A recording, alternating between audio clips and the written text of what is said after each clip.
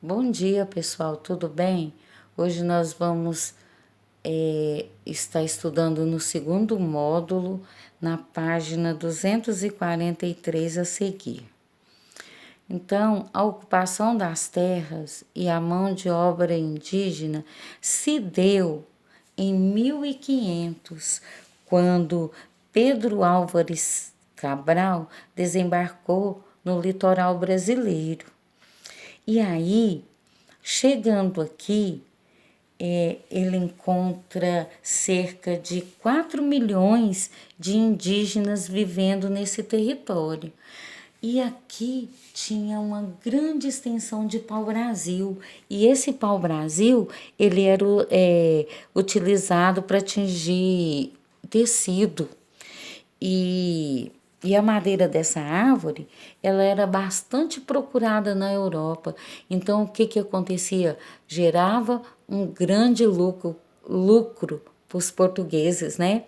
E aí, como tinha muitos índios, os portugueses usavam esses índios para estar trabalhando para eles na extração desse pau-brasil. E aí eles davam em troca do trabalho deles machados e facas de metais. Só que com o passar do tempo, eles começaram a escravizar os índios, não dando nada em troca pelo trabalho que eles faziam. Mas os índios, como eles conheciam bem esse território, eles começaram a fugir. Eles fugiam para o interior dessa colônia, ou seja, eles adentravam a terra adentro, onde os portugueses ainda não conheciam, né? Então, o que que acontece? Até 1530, os portugueses mantiveram apenas a, a extração do pau-brasil. Mas aí foi crescendo essa colônia e aí eles começaram a, a desmatar a Mata Atlântica. E aí aconteceu uma grande transformação na paisagem. Aí o livro traz para a gente aqui a legenda, onde esse verde clarinho mostra como era a Mata Atlântica em 1500.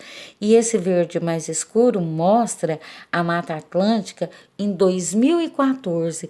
Então a gente pode observar aqui, ó, o quanto era extensa essa mata e em 2014 já não restava mais nada, né? Praticamente nada dessa mata, porque ela foi toda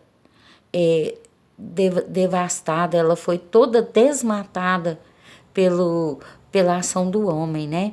Então, nessa época, aonde foi acontecendo essa colonização de terra brasileira, que surgiu as capitanias hereditárias. E nós já vimos isso em aulas passadas, né? E sabemos que o rei de Portugal, devido à grande extensão do território, ele dividiu isso em lotes, né?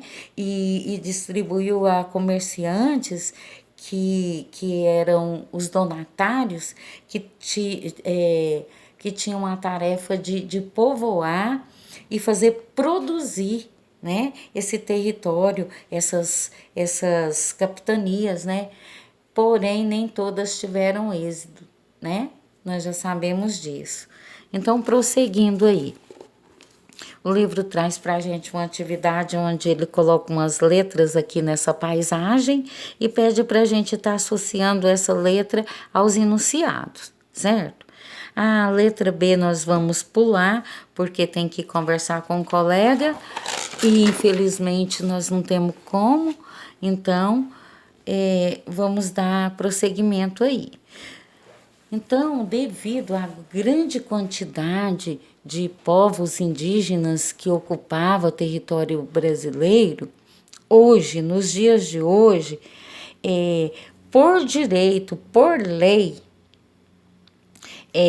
parte desse território foi destinado aos índios, mas mesmo que isso é direito deles, várias terras ainda não foram legalmente reconhecidas. Aí o mapa traz aqui para a gente, onde a legenda, nesse verde aqui, mostra a única parte que já foi determinada, que já foi confirmada que é território indígena, que já foi entregue para eles. Porém, olha o quanta coisa ainda falta para confirmar e para estar entregando aos índios por direito, porque é deles. E com isso, com o passar do tempo, os índios eles começaram a lutar pelo direito da conquista dessas terras. Então, eles, na atualidade, nos nossos dias de hoje, eles usam as tecnologias para estar organizando movimento em defesa à luta dessas terras, as terras que são deles por direito, né? Na próxima página, ele traz um relato de um índio falando sobre a importância da demarcação dessas terras para os povos indígenas. Vamos estar lendo junto? Lembrando que todas as vezes que nós depararmos com esses colchetes e essas reticências, ou no início, ou no meio, ou no final de um texto, isso informa para a gente que tinha algo mais, que o autor fez apenas uma citação desse texto para a gente, certo? O que é uma citação? Parte desse texto, né? Então vamos lá? A terra para nós é sagrada. Nela está a memória dos nossos ancestrais. Por isso, exigimos a demarcação de nossos territórios indígenas, o respeito às nossas culturas e às nossas diferenças, condições para sustentação, educação e saúde. Letra A. De acordo com o relato, por que a demarcação de terras indígenas é importante? A gente acabou de ler aqui, né? Tá bem claro lá no texto. Letra B. De que forma os povos indígenas têm se mobilizado para lutar pela demarcação de terras? Nós falamos, né, lá na página anterior. E a letra C nós vamos pular também, certo? A partir de 1530, os portugueses começaram a cultivar a cana-de-açúcar. Açúcar naquela época, ele era um produto muito raro e muito apreciado na Europa. Então, e por isso ele era vendido a preço muito alto, era muito caro. E aí eles tinham um grande lucro, né, com a venda do açúcar. E então, o lugar aonde era produzido esse açúcar era chamado de engenho. Então, nessa época, os portugueses começaram a cultivar apenas açúcar, a cana de açúcar, para a produção de açúcar. Então, o cultivo era apenas da cana de açúcar. Como era um único produto, isso se chama monocultura. Mono, e cultura, de cultivar. Então, monocultura, um único produto era cultivado naquela época.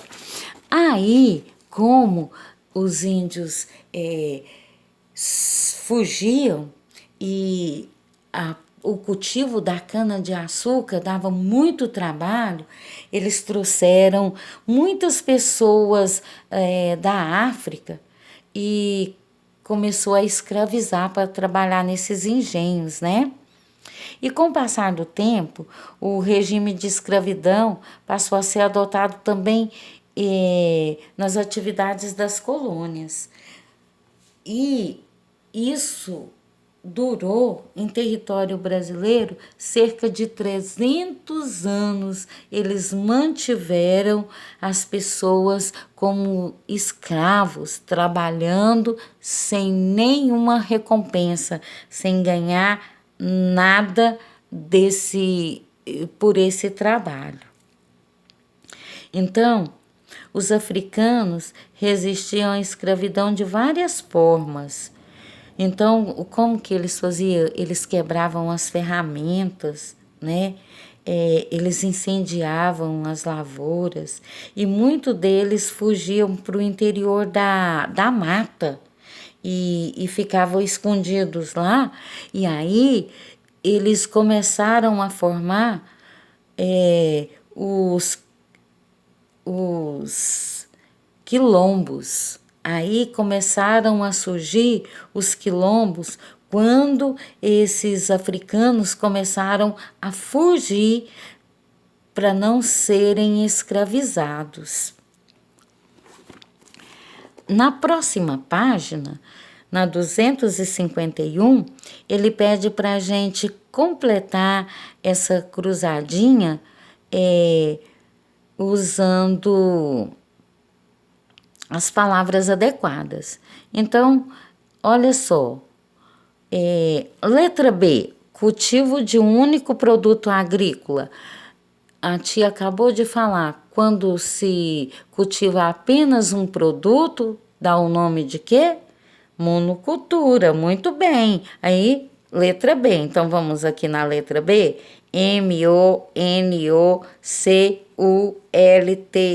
monocultura, monocultura, certo? Então, dá certinho. Então, espero que vocês tenham gostado da aulinha de hoje. Qualquer dúvida, a tia está à disposição. E beijo para vocês. Até a próxima.